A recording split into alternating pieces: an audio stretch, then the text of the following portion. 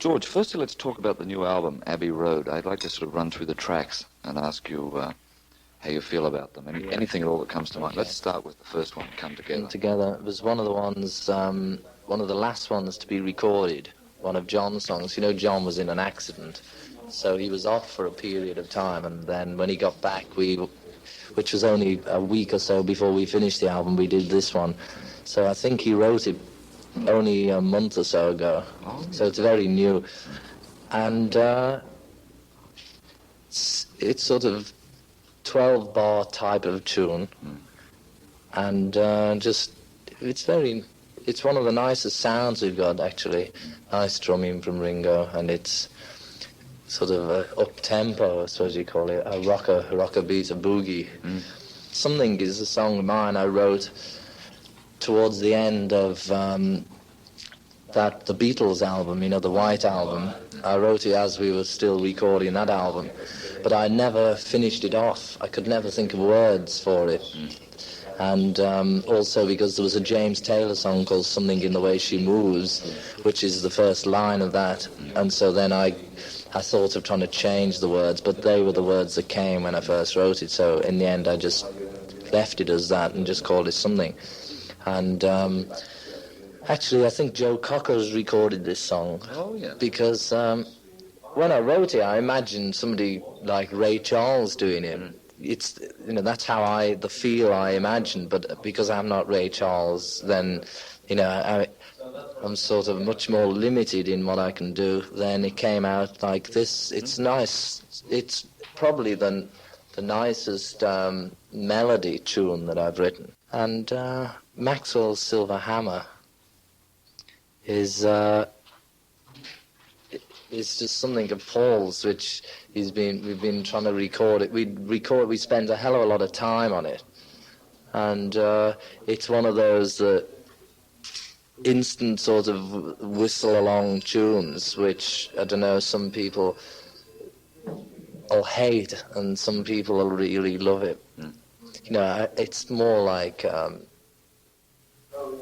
sort of honey pie, you know, fun sort of song.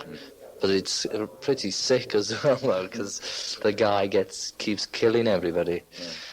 But that was good because, you know, I had that synthesizer, and that's one of the tunes we use synthesizer on, which is pretty effective on this. Oh Darling, to me, is another of Paul's songs, which is typical sort of 1950 to 60 period type of song, the chord structure and everything. It's really nice. You know, those groups, I can't think of the names. Like the Moonglows and... Yeah, you know, there was a period, there was hundreds of... The monotones. Yeah, but it's typical sort of 1955 type song. Octopus's Garden is Ringo's song, is the second song Ringo wrote. And it's lovely, you know. It's, again, like Ringo, he gets bored, you know, playing the drums, and at home he plays a bit of piano, but he only knows about 3 chords, and he knows about the same on guitar. And so the main music he likes is country and western, so it's really got a country and western feel, you know. And I think it's a really great song because on the surface it's like a daft kid song, but the lyrics are great, really. For me, you know, I find very deep meaning in the lyrics, which Ringo probably doesn't see, but all the thing like resting our head on the seabed and something, we'll be warm beneath the storm, which is really great, you know, because it's like this level is a storm, and it's always, you know, if you get sort of deep in your consciousness, it's very peaceful. So Ringo's writing his cosmic songs without noticing. I Want You, the last one on this side, is I Want You, bracket, She's So Heavy. It gets sort of, it is very heavy. And it's John plays lead guitar and sings the same as he plays. And this is good because it has, it's really basically a bit like a blues. The riff that he sings and plays is really a very basic blues type thing. But again, it's very original, sort of John type song. But you thought I'd written it. Right. Sorry. I gotta admit that.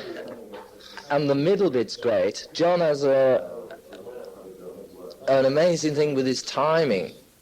He always comes across with sort of different timing things. Like, example, all you need is love. Nothing you can do that can't be done. Dun, dun, dun, dun, dun, dun, dun, a song, which just sort of skips beats out and changes from 3, 4, 4, 4, all in and out of each other. But when you question him as to what it is, he doesn't know. He just does it naturally. And once you try and pin it down, and this has got the bridge section of this is a bit like that. It's got a really very good chord sequence that he uses. Side 2, Here Comes the Sun, is the other song that I wrote on the album. And it was written on a nice sunny day this early summer in Eric Clapton's garden, because we'd been through really hell with business, and it's very heavy, and on that day I just felt as though I was sagging off like from school. It was like that. I just didn't come in one day, and just the release of being in the sun, and it was just really nice day. And that song just came. It's a bit like If I Needed Someone, and like that basic sort of, the riff going through it is the same as all those Bells of Rimney sort of bird type thing. Yeah. Well, that's how I see it anyway. Because is one of the most beautiful tunes, and I think it's 3-part harmony. John, Paul, and George all sing it together. John wrote this tune. It's a bit like, the backing's a bit like Beethoven, and 3-part harmony right throughout. Yeah, because of the sweetness of it. Paul usually writes the sweeter tunes, and John writes the sort of more the rave-up things or the freakier things. But this is the thing, John gets into where he doesn't want to, he just wants to write 12 bars. But you can't deny, I think this is possibly my favourite one on the album, because it's just so simple. The lyrics are so simple. The harmony was pretty difficult to sing it. We, had to really learn it. But I think that's one of the tunes that will impress most people. Like hip people will dig it too, but straight through, all the straight people will dig it, and the music people will dig it. It's really good. Then begins the sort of big medley of Paul and John's songs all shoved together. You Never Give Me Your Money. It's really hard.